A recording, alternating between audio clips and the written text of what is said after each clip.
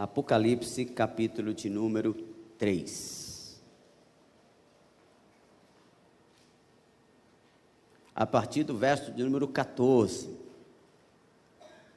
Apocalipse 3, verso 14. Se você quiser ficar em pé, por favor, porque você vai ficar um espaço de tempo também sentado.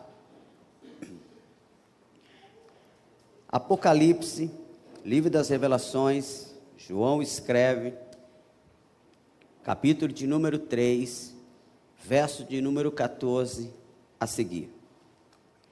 E ao anjo da igreja que está em Laodiceia escreve: Isto diz o Amém, a testemunha fiel, verdadeira, o princípio da criação de Deus. Eu sei as tuas obras, que nem és frio nem quente. Tomaras que fosse frio ou quente. Assim, porque és morno e não és frio nem quente, vomitar-te-ei da minha boca. Como dizes, rico sou, e estou enriquecido, e de nada tenho falta, e não sabes que és desgraçado, miserável, pobre, cego e nu. Acolhe-te, ou aconselho-te de mim, que compres ouro provado no fogo, para que te enriqueças, e vestes brancas, para que te vistas, e não apareça a vergonha da tua nudez, que unjas os olhos com colírio para que vejas. Eu repreendo e castigo a todos quanto amo. Sê, pois, zeloso e arrepende-te. Eis que estou à porta e bato. Se alguém ouvir a minha voz e abrir a porta, entrarei em sua casa, e com ele cearei, e ele comigo. Ao que vencer, lhe concederei que se assente comigo no meu trono, assim como eu venci e me assentei com o meu Pai no seu trono. Quem tem ouvido, ouça o que o Espírito diz à igreja. Amém? Pai, no nome de Jesus, nós, ó Deus, nos colocamos na Tua santa presença, Senhor, nesse lugar, nesse momento, ó Pai. Não que não estivéssemos, ó Pai, mas nós nos colocamos agora para ouvir a Tua palavra. Que seja repreendido de nós, Senhor, todo mal, Senhor. Que seja repreendido de nós todo sentimento contrário à Tua palavra. Que seja repreendido de nós, Senhor, todo orgulho. Que seja repreendido de nós, Senhor, toda altivez, toda soberba, ó Pai, toda arrogância. Que seja retirado de nós, Senhor, todo o nosso eu, para que nós possamos, ó Pai, nesta noite, ó Pai, receber a Tua palavra com calma e paz no nosso coração. E que ela venha nos transformar, e que ela venha mudar, Senhor, o nosso ser, e que ela venha fazer um efeito, ó Deus querido, transformador em nós, para a glória do Teu nome. Amém e amém, Jesus. Amém? Sente-se um pouco. Eu quero começar esse sermão com uma frase, um pensamento do pastor Ariovaldo Ramos, um dos grandes pensadores do nosso país, quando se fala em Bíblia e se fala em evangélicos. Ele diz assim: o evangelista tira o homem do inferno, e o pastor tira o inferno do homem. O evangelista tira o homem do inferno, repito, e o pastor tem a função de tirar o inferno do homem. Por isso que muitas vezes a igreja não acaba ouvindo aquilo que ela quer ouvir. Por isso que muitas vezes o pastor, ele não pode se dar ao luxo de trazer mensagens triunfalistas. Muitas vezes o pastor não pode se dar o luxo de ministrar palavras em que você saia feliz com você mesmo, em que você saia daqui alegre com você mesmo, dizendo: rico sou, de nada tenho falta, estou bem. O pastor às vezes não pode se dar esse luxo, porque a nossa função aqui não é agradar. A nossa função aqui não é passar a mão no seu pecado. A minha função aqui, a função dos meus amigos que estão aqui comigo, não é fazer com que o pecado crie ninho no seu coração e na sua cabeça. Eu não posso, a Bíblia diz que eu não posso evitar, o sábio Salomão diz que eu não posso evitar de pecar. Eu não posso evitar que o passarinho pouse na minha cabeça. Mas a Bíblia diz que eu posso evitar que ele faça ninho. E a função do pastor é espantar os passarinhos que querem fazer ninho dentro da igreja. A função do pastor é olhar e ajudar a você a tirar e matar os seus monstros. Hoje eu fui no hospital fazer uma visita para um jovem que está na UTI.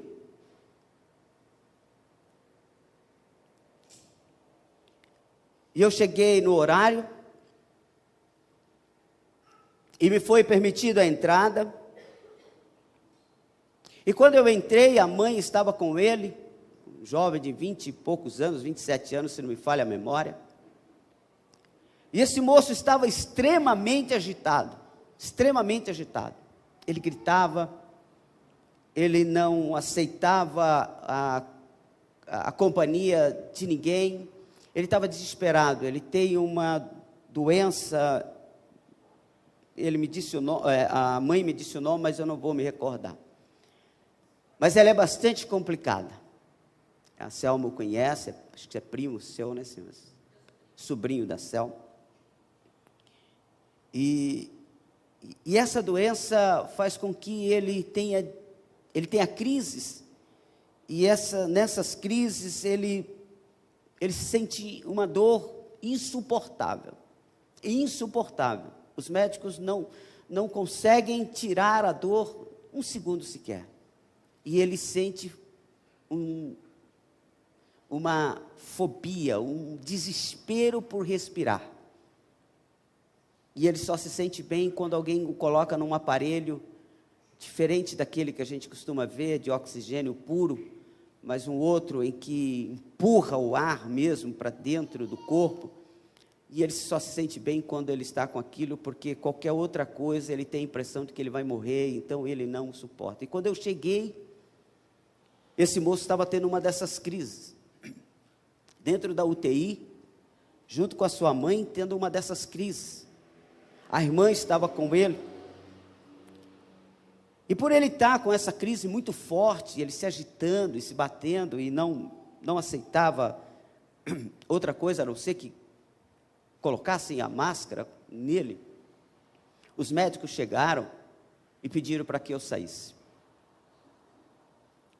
Eu saí, saiu a irmã dele também que estava comigo, e fomos para o corredor, e ali nós ficamos conversando um pouco.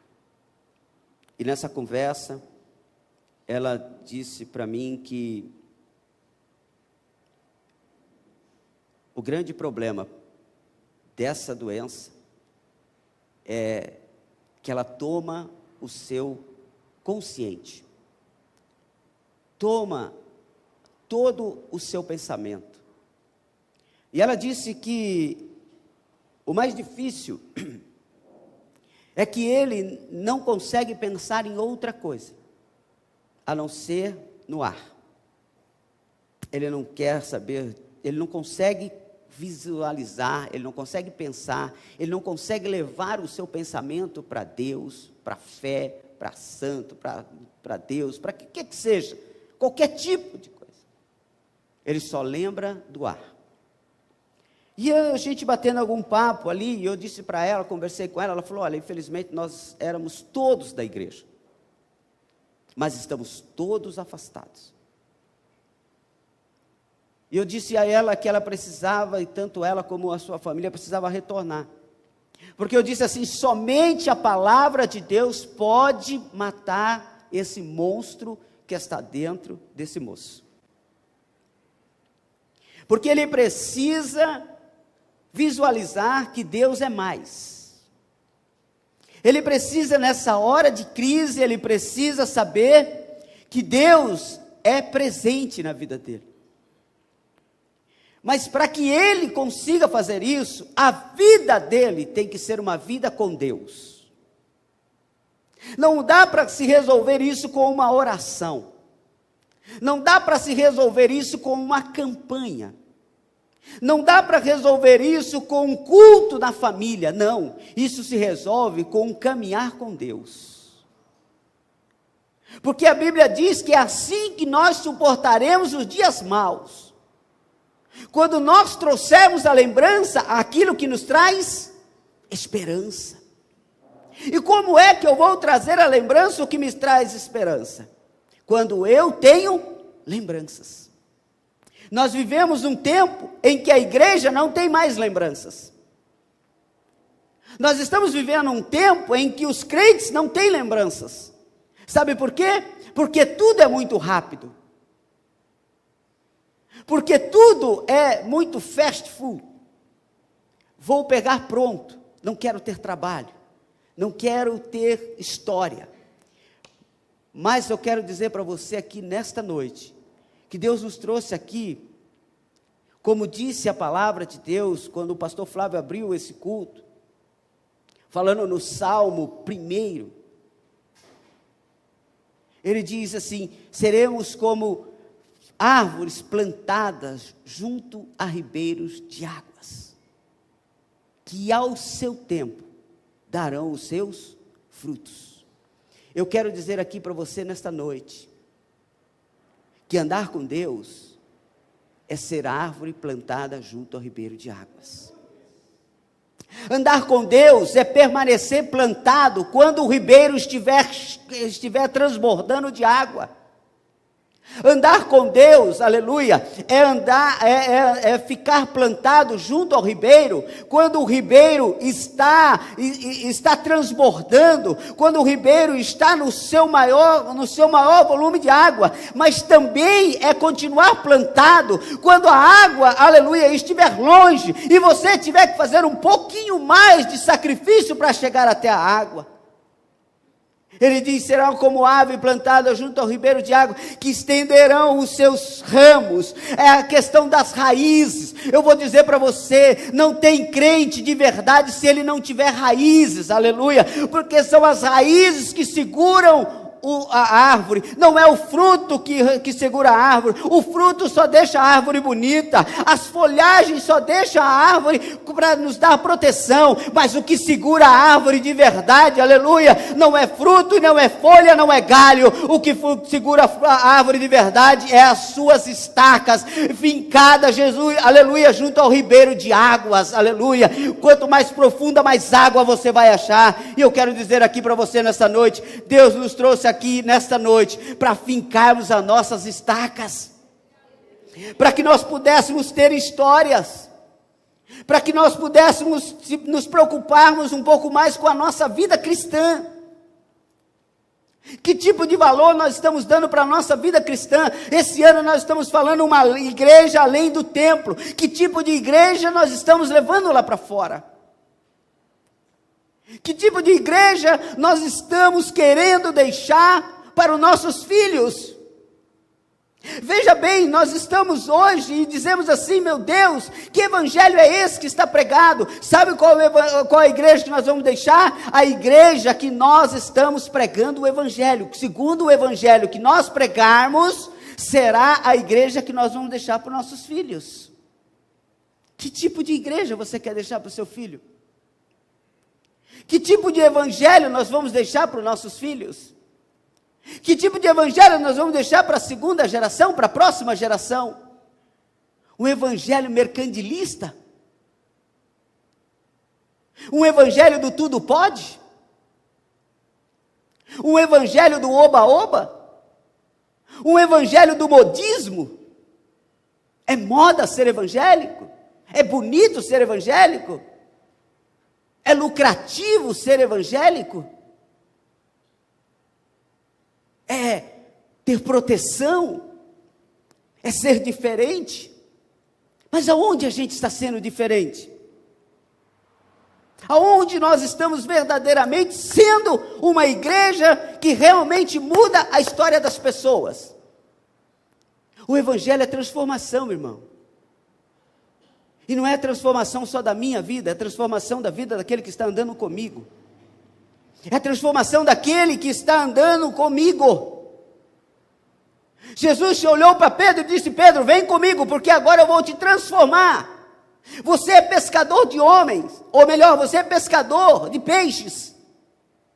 Você nasceu, aprendeu com seus pais, e tem aí, mas você vai andar comigo e eu vou transformar você. Você não será mais pescador de peixes, será pescador de homens. Ele disse: eu tenho uma vida nova para você, eu tenho um caminho novo para você, eu tenho uma história nova para você. Deixa eu dizer para você, irmão, se o evangelho não estiver mudando a sua vida, não é evangelho. Evangelho precisa transformar. Evangelho precisa mudar. Evangelho precisa ser prioridade na nossa vida. Enquanto o evangelho ficar em segundo plano, enquanto o evangelho ficar em terceiro plano, enquanto o evangelho estiver na nossa lista de prioridade lá embaixo, ele não vai transformar nem a nós e nem a ninguém. Porque o evangelho precisa ser vivido de verdade. É só aí que ele tem poder, é só aí que ele tem autoridade. Sabe por que muitas vezes as coisas não acontecem na nossa vida? Porque nós ficamos pulando de galho em galho, de igreja em igreja, de apóstolo em apóstolo, de pastor em pastor, de campanha em campanha, de ciclo de oração a ciclo de oração, procurando uma bênção. Não, a bênção já está aqui, aleluia. Você não precisa procurá-la em lugar nenhum, aleluia. Viva corretamente, porque a Bíblia diz: se você, aleluia, verdadeiramente viver a palavra de Deus, aleluia, Deus se responsabiliza por você. Aquele que ouvir atentamente a minha voz e obedecer. Não é aquele que faz campanha, não é aquele que faz isso, que faz aquilo, que corre atrás disso, que corre... Não, é aquele que ouve e obedece. Aleluia. Esse vai ver Deus, esse vai sentir a presença de Deus, esse vai ver Deus falando com ele. Mas, irmão, nós estamos vivendo momentos muito difíceis na nossa vida. Alguém até me aconselhou a não falar isso, mas eu vou falar. Sabe por quê? Porque eu não tenho compromisso com homens, eu tenho um compromisso com Deus. Eu tenho um compromisso com Deus, irmãos. Gostou, não gostou? Que pena. Eu quero tirar o inferno de dentro de você, aleluia. Mas se você quiser permanecer com ele, permaneça. Mas a minha função é dizer para você que isso é um inferno. Eu não tenho o poder de pegar nas mãos das pessoas e tirá-las do inferno. Eu não tenho o poder de fazer com que as pessoas parem de fazer as coisas erradas. Eu não tenho o poder de fazer com que as pessoas parem de pecar. Mas eu tenho, aleluia, a autoridade de Deus, porque a Bíblia diz que foi nos dada autoridade nos céus e na terra, aleluia. E a Bíblia diz: se nós pisássemos em coisas mortíferas, não faria mal. E nós temos a obrigação de levar a verdade. Doa a quem doer. Você sabe por que o evangelho hoje não está com tanto efeito em alguns lugares? Sabe por quê? Porque a gente está tirando ele do sagrado e colocando ele nas coisas comuns. E eu vou dizer para você: evangelho não é coisa comum não, evangelho é sagrado. Viu? Igreja não é coisa comum não, igreja é coisa sagrada. Louvado seja o nome do Senhor, aleluia. Mulher de Deus, aleluia, não é coisa comum não, mulher de Deus é coisa sagrada, aleluia. Homens de Deus não são coisas comuns, são coisas sagradas. Deixa eu falar para você: Jesus, ele sentava com os pecadores, ele sentava com os escarnecedores, ele sentava com aqueles que estavam errados, ele sentava com os pobres, ele sentava com os humildes, atitudes, mas ele nunca perdeu a sua cumplicidade com aquilo que era sagrado, aleluia. Ele nunca perdeu a sua cumplicidade com Deus, aleluia. Ele sentou com os escarnecedores, mas não escarneceu. Ele sentou com os pecadores, mas não pecou.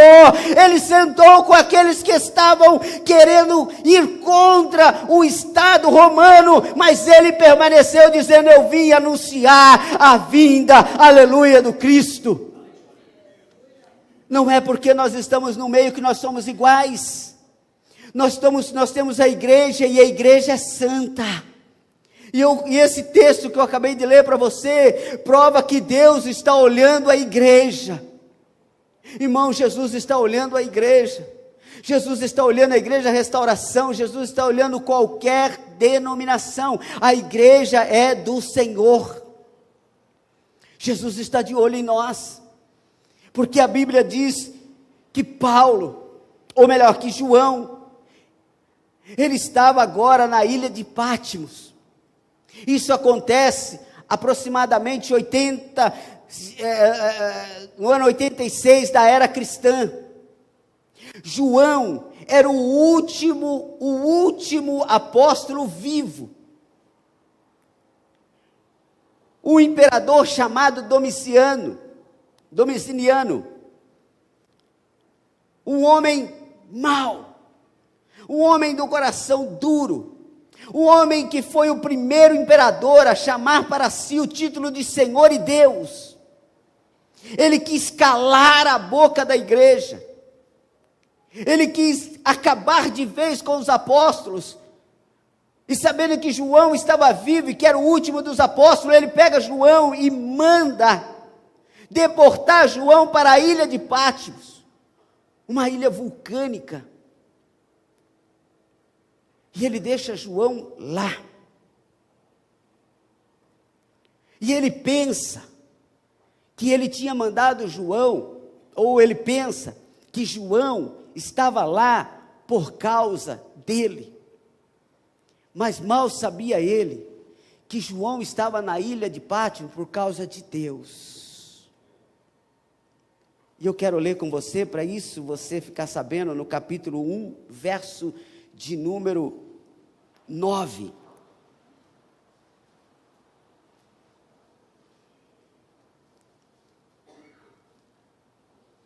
Apocalipse 1, 9. Eu, João, que também sou vosso irmão e companheiro na aflição e no reino e na paciência de Jesus Cristo, estava na ilha chamada Pátimos, por causa da palavra de Deus e pelo testemunho de Jesus Cristo. Louvado seja o nome do Senhor. Sabe por quê? Eu tenho uma palavra da parte de Deus para a sua vida aqui nesta noite, porque nós temos aqui duas igrejas. A igreja como instituição, essas paredes são uma igreja. A igreja como templo, ou melhor dizendo, essas paredes é o templo. A igreja como instituição, que é o CNPJ, e nós temos a igreja unitária, que somos nós, aleluia. Nós estamos aqui, não foi porque homens determinaram, nós não estamos aqui, não foi porque homens mandaram ou deram ordem, nós estamos aqui por causa da palavra de Deus. Nós estamos sob o controle absoluto e irrestrito de Deus, aleluia. Nós não estamos aqui porque nós fomos pressionados, nós não somos manipulados por pessoas que querem fazer uma manipulação de massa. Eu não quero que você venha aqui com medo que o pastor vai reclamar. Eu não quero que você venha aqui porque você está com medo que a igreja fique vazia. Eu quero que você esteja aqui porque você quer adorar ao Senhor, e você sabe que aqui é o lugar de bendizer e exaltar e glorificar o nome de Deus. Nós precisamos tomar cuidado, irmão, porque Deus está de olho na igreja, Jesus está de olho. Nós somos a noiva do Cordeiro, e quem já ficou noivo sabe disso. A gente fica de olho na namorada, a gente fica de olho na esposa, a gente fica de olho na noiva. Sabe por quê? Porque nós temos um compromisso com ela. Ela tem que estar branca, ela tem que estar limpa, ela tem que estar bonita, e ela tem que ser fiel. E Deus está de olho em nós, para ver se nós estamos sendo fiéis diante dEle. Deus está de olho na igreja, Deus está de olho em mim, Deus está de olho em você, Deus está de olho em você lá no seu trabalho, Deus está de olho em você lá na sua faculdade, Deus está de olho quando você está na fila do banco, Deus está de olho quando você está dirigindo, Deus está de olho em você todo o tempo, sabe por quê? Porque você é a igreja do Senhor, e Ele vai vir te buscar, e Ele vai buscar uma igreja lavada e remida pelo sangue do Cordeiro, e Ele quer encontrar essa igreja com vestes limpas. Então não pode ser de qualquer jeito, então não pode ser de qualquer forma. Então o evangelho não é de qualquer jeito, o evangelho não é oba-oba, o evangelho não é venha como estás e fique como está, não, venha como você está e seja transformado pelo poder do evangelho que está em Cristo Jesus. Tem que ser transformado, irmão, não é venha como estás e permaneça, e não entre na manipulação da massa, cuidado com a manipulação da massa. Você sabe o que é? Nós estamos ficando embebecidos com algumas coisas. Nós estamos trocando os valores das coisas, irmãos. Estamos trocando valores das coisas. Nós estamos dando mais valor ao artista do que a Jesus. Nós estamos dando mais valor ao show do que a Jesus. Aleluia. Nós estamos dando mais valor, aleluia, ao pastor que é famoso do que a Jesus, irmão. O pastor não é nada, o cantor não é nada, o show não é nada. Jesus é tudo, aleluia, Jesus é tudo, Jesus é tudo, Jesus é tudo. Sem Ele nada podeis fazer, diz a palavra do Senhor, aleluia. Por que a gente fica correndo atrás de artista, e tirando foto, e colocando no Face, e pedindo autógrafo? Meu irmão, aleluia, se o artista estiver dando foto, dando autógrafo, corra dele, aleluia. Sabe por quê? Porque você tem que buscar intimidade com Deus. Nós estamos esquecendo o que é evangelizar de verdade. Nós começamos a achar que a marcha para Jesus é evangelizar. Irmão, no dia que a marcha para Jesus for evangelizar, olha, a parada gay está fazendo muito mais sucesso. Muito mais sucesso. Essa tal de marcha para Jesus, o nome já está errado, não é marcha para Jesus. Se for para ser, vamos marchar com Jesus, não é marchar para Ele. Para quê? Ele está lá como general, esperando que eu passe para Ele olhar? Não. Sabe o que é marcha para Jesus? Manipulação da massa. Sabe o que é marcha para Jesus? Você sabe de onde veio a marcha para Jesus? Na entrada triunfal de Jesus em Jerusalém. Mas olha a diferença, procura ler lá. Entrada triunfal de Jesus em Jerusalém. Sabe qual é a diferença?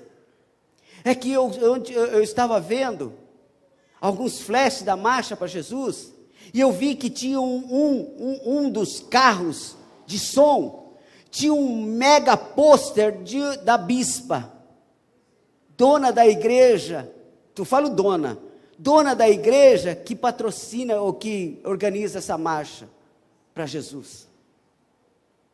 Tinha uma super mega produção de uma mega foto dela.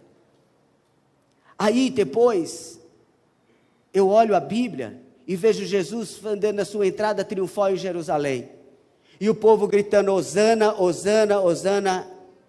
E sabe com que ele entra? Ele entra num jumentinho, tranquilo, calmo, sem fazer sucesso, sem fazer nada, aleluia. Ele entra em paz. Sabe por quê? As pessoas estavam esperando um homem, um general, que fosse contra Roma, que fosse contra o governo romano, mas ele disse, eu não vim para contra os romanos, eu vim para salvar os romanos, aleluia. Irmãos, nós não estamos aqui para ser contra a parada gay, nós não estamos aqui para ser contra isso ou contra aquilo, contra o PT, contra quem quer que seja, contra o PMDB, contra o PSDB, contra o governo. Nós estamos aqui para orar por eles, para salvar as almas que estão perdidas. A igreja não está aqui para ser contra nada, a igreja está aqui para ser contra o pecado. Louvado seja o nome do Senhor.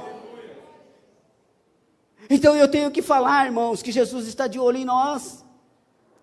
Eu tenho que falar que Jesus está de olho em mim, está de olho em você. E quando eu for tomar essa ceia, aleluia, é o sinal do que eu estou limpo, é o sinal que eu estou bem, é o sinal que eu estou pronto, Senhor, dizendo, Senhor, eu quero continuar bebendo do seu sangue e comendo do seu corpo.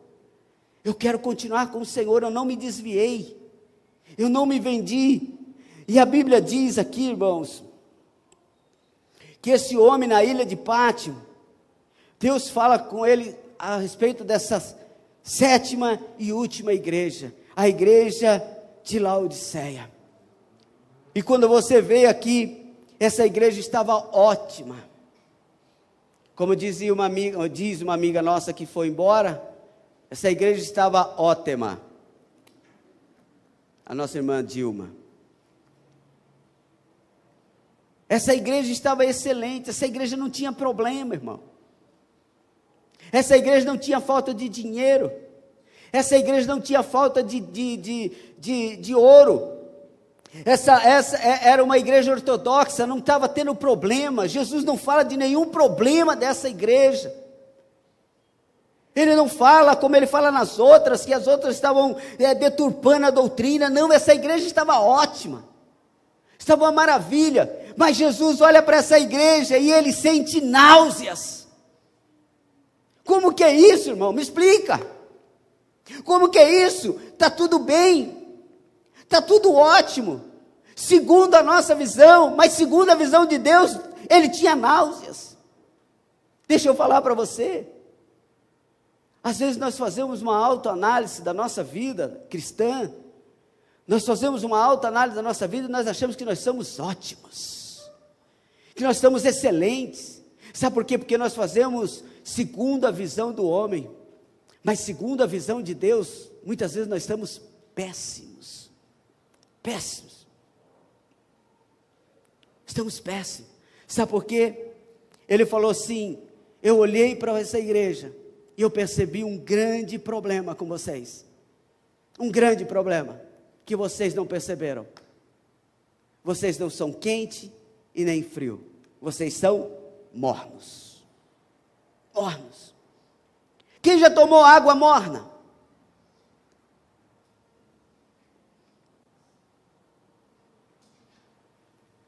Experimenta pela manhã. A primeira coisa que você vai tomar é um copo de água morna. Nem quente nem fria, morna. Toma, irmão. A coisa mais ruim que tem. Antes seja quente, que a gente vai soprando e tomando um pouquinho. Ou seja, gelada, que a gente já manda para dentro. Mas morna é complicado. Morna dá vontade da gente vomitar. E Jesus olhou para essa igreja e disse assim, vocês são mornos. Vocês não são quente e nem frio. Sabe o que ele estava querendo dizer? Vocês estão parados.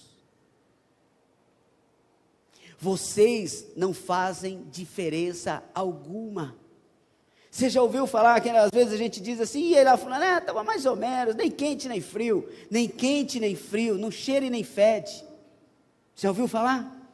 Não cheira e nem fede, nem quente nem frio. Estava mais ou menos, estava morno. Como é que estava o clima? Gostoso, como assim? Meio morninho, estava tranquilo. E essa água morna, que delícia. Não é verdade? No frio você entrar numa piscina com água morna, que delícia. E o que você faz numa piscina de água morna? Ou num ofurô? Se deixarem você tranquilinho, você dorme. Você dorme. Porque a água morna no nosso corpo começa a nos trazer satisfação. E a gente começa a ficar tranquilo, em paz. Você falou, e vai cochilando. E eu tenho um recado da parte de Deus para nossas vidas hoje aqui. Se você estiver morno, cuidado. Cuidado se você estiver morno. Cuidado com a sua satisfação com você mesmo. Cuidado quando você olha para você, mede pelas outras pessoas, ou por outra igreja, ou qualquer coisa que seja. Quando você olha e se sinta satisfeito, cuidado. Sabe por quê? Porque é perigoso quando nós estamos satisfeitos conosco mesmo. Sabe por quê? Porque é nessa hora que nós dormimos. E quando você dorme, o lobo vem. E quando você dorme, o perigo vem.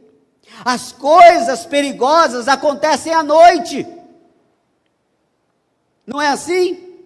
Muitos de nós não gostamos mais de sair à noite, vivemos numa cidade tão perigosa como essa.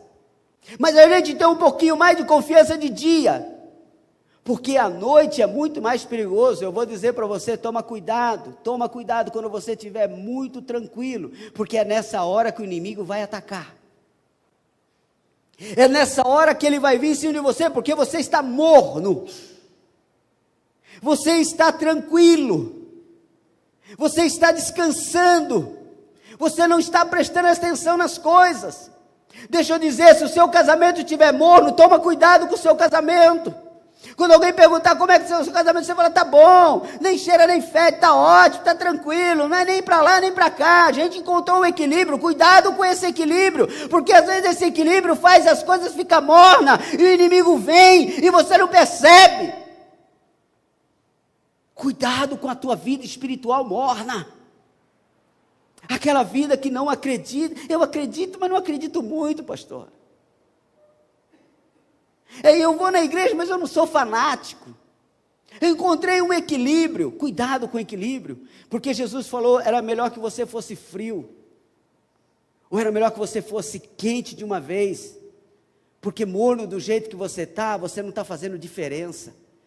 Eu quero profetizar para você nessa noite, que você vai esquentar pelo fervor do Espírito Santo, para você poder fazer a diferença onde você está, para você fazer a diferença onde você coloca os seus pés, para você fazer a diferença, aleluia, onde você estiver falando de Jesus, para você fazer. Sabe por quê? Porque a igreja morna não faz diferença nem quando fala do eterno, não faz diferença quando fala do eterno. Sabe por quê? Porque ninguém vê fervor, ninguém vê força. Conta a história, eu já contei aqui algumas vezes, mas vale a pena relembrar. Essa história de um morno e um frio, ou melhor, de um quente e um frio. Conta a história que um pastor abre uma igreja, e vem um circo, e monta em frente da igreja dele. E ficou aquela competição do circo com a igreja. E chegava à noite, 4 gatos pingados na igreja, e o circo lotado. E o pastor fazendo evangelismo, o pastor correndo, e o pastor pregando, mas chegava na outra noite, o circo lotado e a igreja vazia. E ele olhando o palhaço, um dia ele esperou o circo acabar, esperou o palhaço sair, e o pastor foi lá e perguntou para o palhaço, palhaço, por que a sua igreja, ou por que o seu circo é cheio, e você só fala mentira? Você só fala mentira, e o seu circo está cheio. Eu falo a verdade e a minha igreja está vazia. Ele disse assim, pastor, eu já observei o senhor, eu fico lá do picadeiro e observo o senhor, já até ouvi o senhor falar. Só que tem um detalhe, eu conto as minhas mentiras como fosse verdade, mas o senhor conta as suas verdades como se fosse mentira. Sabe o que estava acontecendo? O pastor estava morno, mas nesta noite, aleluia, quando você abrir a sua boca, aleluia, será palavra de verdade, aleluia, será palavra de transformação, será palavra, aleluia, que vai mudar de verdade, aleluia. As pessoas vão começar a te procurar, sabe por quê? Porque você tem o fervor do Espírito Santo, você não está morno, aleluia, você está cheio do Espírito Santo. Nós precisamos nesta noite, aleluia, trazer para nós que nós não estamos mornos, mas nós estamos cheio do Espírito Santo, para que o Senhor não precise nem bater às nossas portas, Ele possa entrar. Louvado seja o nome do Senhor. Porque quando você ver o texto um pouquinho mais na frente, a Bíblia diz que Jesus precisou bater na porta da igreja para entrar. Presta atenção, meu irmão, presta atenção, nós estamos fechando a porta para Jesus, e Ele precisa bater para entrar. Porque não é todo evento que Jesus pode aparecer, pode estar, e na sua casa, todo evento Jesus pode aparecer, na sua festa, nas recepções que você faz, você pode convidar Jesus, ou Ele tem que bater? Eis que estou à porta e bato, e você não deixa entrar, porque tem pecado no meio de vocês. É ruim a gente ouvir essas coisas, mas eu quero tirar o inferno de você, irmão. É ruim você ouvir esses negócios. Não é isso que enche a igreja, infelizmente, no momento. Mas é isso que vai livrar a tua alma. É isso que vai levar você para o céu. Nós estamos deixando Jesus bater na porta da igreja. Porque tem igrejas que Jesus não pode mais entrar. Não pode entrar, porque se ele entrar, ele atrapalha. Se for para fazer segundo o Espírito Santo, vai atrapalhar. Eu tenho que deturpar a palavra, eu tenho que engodar as pessoas, eu tenho que enganar, e se o Espírito Santo estiver, ele vai revelar. E nesta noite eu quero dizer para você, que nós vamos abrir a porta, ou as portas, do nosso coração, e vamos falar: Senhor, no meu coração, as portas não tem tranca, o Senhor entra quando quiser, o Senhor entra e não sai mais. Ele disse assim: eis que estou à porta e bato, se alguém ouvir a minha voz e abrir a porta, entrarei na sua casa e com ele cearei. Você está ouvindo o que Deus está falando aqui? Ser cristão de verdade, irmão, ser evangélico de verdade, é ter Jesus dentro de casa, é ter Jesus dentro do coração, é levar Jesus aonde a gente vai. Não é por modismo, mas por pura conversão. Conversão. Genuína e verdadeira conversão. Temor de Deus. Vestes limpas. Porque ele disse aqui, olha, para a gente ir encerrando. Ele diz: eu sei as tuas obras. Sabe o que ele está dizendo? Eu sei o que você faz. Eu sei o que você pensa, eu sei cada passo teu. E ele diz, depois ele diz assim: como dizes, sou rico, estou enriquecido, de nada tenho falta, e não sabes que és um desgraçado, miserável, pobre, cego e nu. Aí ele dá um conselho. Ele dá um conselho. Aconselho que de mim compres ouro provado no fogo. Ele começa a dar um conselho para trocar o material que havia nessa igreja. O fogo que tinha lá era fogo estranho. Era fogo que não aquecia. Era fogo que deixava morno. Ele diz assim: tira esse fogo, compre de mim o fogo, fogo do Espírito Santo. Irmãos, a gente não tem que trazer artista, a gente não tem que trazer pastor, a gente não tem que fazer peça, a gente não tem que dançar, a gente não tem que pregar para trazer fogo na igreja. O fogo tem que vir lá de fora, o fogo já vem em você. Louvado seja o nome do Senhor. Sabe por quê? Porque nós não temos, aleluia, obrigação de colocar fogo na igreja. O fogo está em nós. Ele diz: compra de mim, aleluia. O crente já vem cheio do Espírito Santo lá de casa, aleluia, porque ele teve uma semana abençoada, porque ele trabalhou, porque ele ganhou alma para Jesus, porque ele falou de Jesus, porque a vida dele, aleluia, tem a ver com Jesus. Ele diz: compra de mim.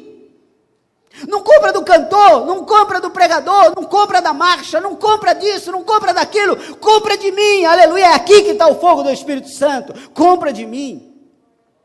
Ele diz: compra de mim. E ele aconselha que compra de mim, para que te enriqueças, vestes brancas. O que diz lá Salomão, no livro de Eclesiastes? Que sejam nossas vestes brancas, e que não falte o óleo sobre a nossa cabeça. Sabe o que é vestes brancas, irmão? É que a gente seja honrado e respeitado aí fora. Não deixa as pessoas zombarem de você porque você é crente. Não deixa zombar da tua igreja. Não deixa zombar do seu Jesus. Não faz piadinha, não.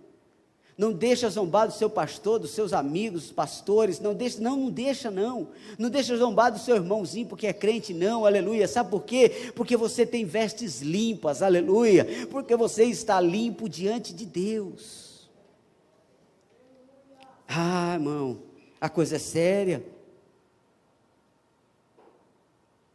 Vestes, ele fala assim, e vestes brancas para que te vistas e não apareça a vergonha da sua nudez.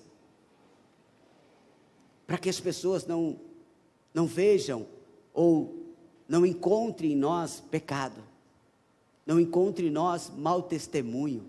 Por isso que ele fala, compra de mim as vestes, porque aí quando você andar por aí, todo mundo vai falar bem de você, vai falar bem do Jesus que anda com você. Nós precisamos mudar a nossa vida, se a gente quiser ser crente de verdade, e se a gente quiser ir para o céu, irmãos. Não é só dizer que é evangélico, é ser de verdade, é mudar lá dentro da sua casa, sabe, nós estamos nos equiparando às pessoas do mundo, porque a gente diz assim, eu não posso afastar. Não, irmãos, deixa eu dizer uma verdade aqui para você, as pessoas que vêm à igreja e que te procuram, eles querem ver algo diferente, porque se fosse para ver igual, eles iam em outro lugar. Que diferença tem? Se me chamaram para ir no hospital orar, é porque viram alguma coisa diferente.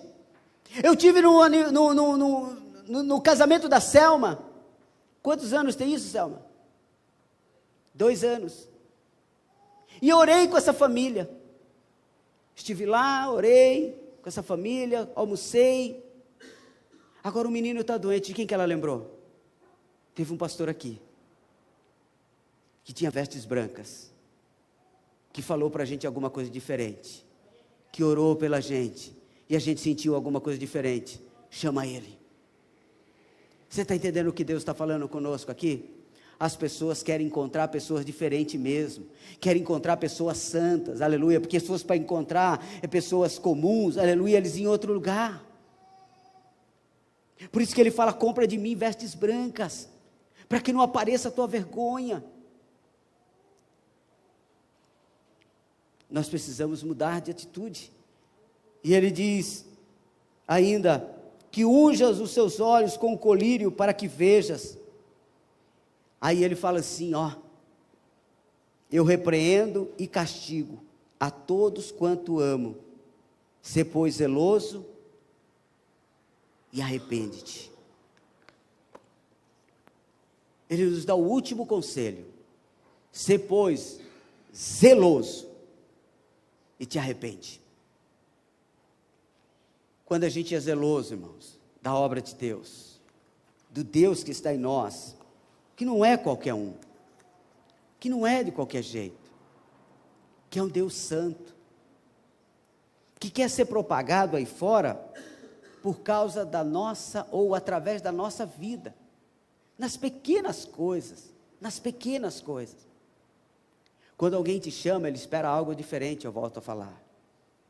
A gente acha que nós podemos fazer do mesmo jeito, mas veja bem, deixa eu dar um exemplo simples. Você faz uma festa na sua casa, e todo mundo sabe que você é crente,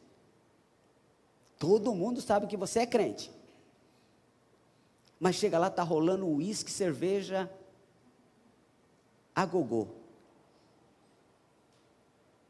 O que as pessoas pensam? Eu estou indo na casa de um crente? Mas não é crente? Mas é porque a gente é um crente mais moderno. Não. Eles não esperam isso. Sabe o que ele espera de verdade? É que você chegue para ele e diz assim, você bebe? Bebo. O quê? Cerveja. E o que mais? Uísque. Pois na minha casa só tem água e refrigerante. Mas eu sou crente. E sabe o que vai acontecer?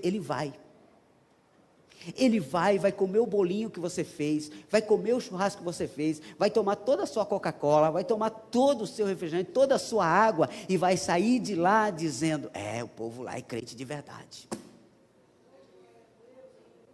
Ele não vai sair reclamando, falando mal, não, ele vai dizendo, verdadeiramente encontrei um povo diferente, um povo que muda. Mas hoje quem quer vender para crente fiado, irmão? Chega para o camarada e fala assim, eu vou levar, eu sou crente. Não, se não fosse, tu podia levar, mas crente não leva não. Quem é que quer fazer negócio com crente? Sabe por quê? Porque quando ele chega, ele vê que nós não somos diferentes, nós somos piores. Um grande homem, um pensador, que me faltou agora o nome, ele disse assim, é melhor um homem que não crê em nada, que não crê em ninguém, que não crê em Deus, que não tenha fé em nada, do que alguém que diz que crê, mas é mentira. É melhor você chegar e dizer assim, eu não creio em nada, do que falar para Deus, Deus, eu creio no Senhor, e Ele vê que é mentira. É melhor chegar para a gente e dizer assim, olha, eu não tenho dinheiro, do que falar que não tem, e depois a gente percebe que aquela pessoa tinha, a gente fica tão triste. Assim é Deus, e assim são as pessoas. Irmão, se você falar que seja. Amém? Se você falar que seja de verdade. Mesmo que você tenha que sofrer por isso, mas seja de verdade, porque Jesus está olhando você. Porque Deus está olhando a igreja. Pague o preço por isso. Porque a gente não tem mais tempo, mas eu poderia ter trazido um sermão mostrando para você todos os sofrimentos de João. Esse João que está na ilha de Pátimo agora é o mesmo João que deitou no colo de Jesus. Sabe onde ele foi parar? Sozinho, exilado, na ilha de Pátimo. Mas sabe quem estava lá? Jesus. Estava lá.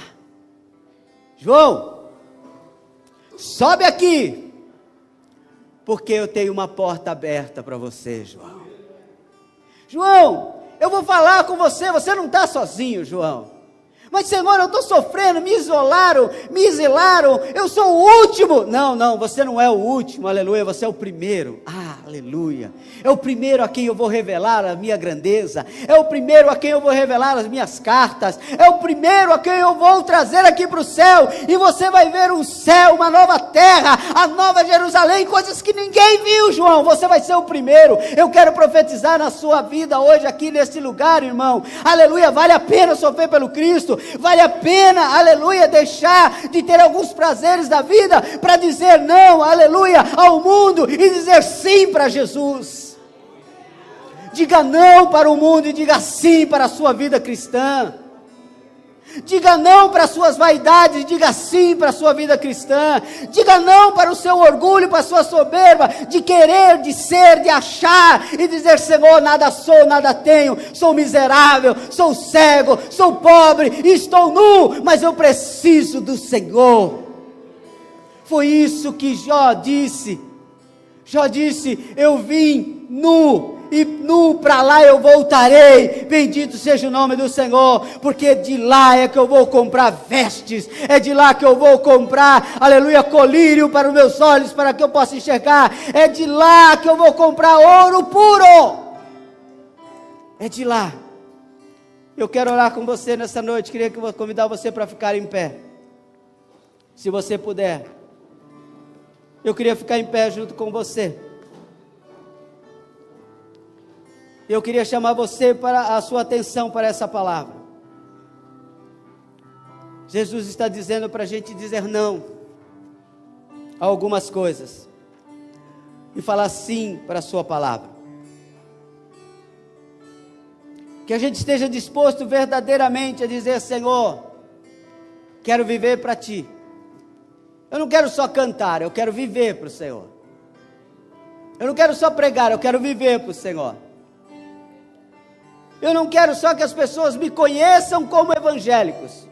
Eu quero que as pessoas saibam que eu sou o seu discípulo, pelas minhas obras, porque pelos frutos conhecerão a Jesus. Ele falou que ia nos chamar de amigo. Ele disse que ia nos chamar de, não ia chamar mais de servo, mas ia chamar de amigo. E nesta noite, Eu quero orar com você. Você que ouviu essa palavra e entendeu que Ele quer mudar a sua vida, para que Ele possa mudar outras vidas. Nós estamos falando de uma igreja além do templo. E para ir além do templo, nós já temos que ir como essa igreja, com vestes limpas. Porque quem nos vê tem que sentir sede. Jesus disse: quem tem sede, vem a mim e beba. Quem tem sede pode ir a nós hoje. Quem tem sede pode ir a nós. Ou será que nós estamos despedindo as pessoas com sede? Eles vão à fonte, mas não encontram. Eu pensei que você era diferente, mas você é igual. Eu pensei que você se vestia diferente, mas você se veste igual. Eu pensei que você falava diferente, mas você fala igual. Eu pensei que você pensava diferente, mas você pensa igual. Eu pensei que as suas atitudes eram diferentes, mas as suas atitudes são iguais. Mas nessa noite, nós vamos comprar do Senhor vestes. Nós vamos pedir dele colírio. Nós vamos pedir dele ouro puro. Para que quando nós saiamos daqui, nós saímos dessa porta para fora, as pessoas olhem e digam assim: verdadeiramente vai ali um homem e uma mulher de Deus. Ali é fonte de justiça. Ali eu mato a minha sede. Eu quero profetizar isso nessa igreja, porque é dessa forma que nós vamos impactar lá fora. Não é sendo igual, é andando com eles, mas não perdendo o compromisso com aquilo que é sagrado. Crente, lembre disso. Não perca o seu compromisso com aquilo que é sagrado. Não importa onde estão os teus pés, o seu coração tem que estar no trono de Deus. Amém?